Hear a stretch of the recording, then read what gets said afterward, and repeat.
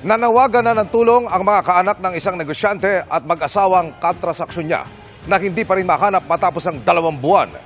Blanco pa rin ang pulisya sa motibo ng pagdukot. Nakatutok si Marisol Abduraman. Exclusive. Wala, uwi na. Nag-uwi ka na. Naantay ka ng mga bata. Alamaan ka namin. Sana nakakakain sila, nakakatulog sila sa maayos. Sana okay sila. Nangungulila na kaya ganun na lang ang pagsusumamo ng may bahay ni Richard Cadiz. Ang negosyanteng mahigit 2 buwan nang nawawala. Blanco pa rin siya sa sinapit ng mister nung umalis noong July 6 para kitain ng mag-asawang Henry at Marcy Pantuliana na nawawala rin. Tinatawagan ko po siya ng mga 12 ng tanghali.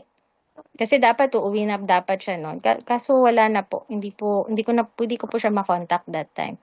Maging ang pamilya Pantuliana, may pakiusap na rin. May nakuha na silang sasakyan, may nakuha silang relo, may nakuha silang cash. Siguro pakawalan lang nila. Kahit hindi nila i-surrender, iwanan lang nila kung saan.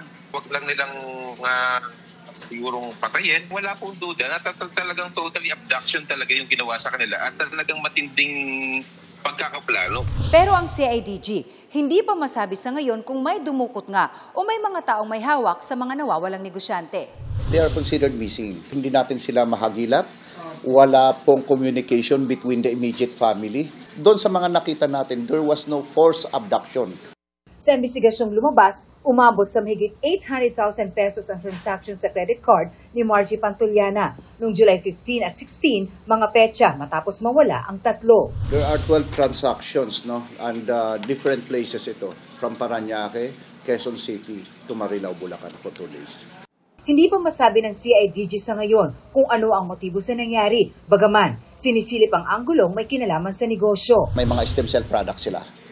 May dala silang mga relo na expensive. May usapan dito na makikipag-meet sila sa bibili.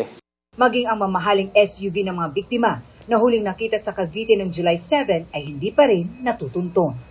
Para sa GMA Integrated News, Marisol Abduraman, nakatuto 24 oras.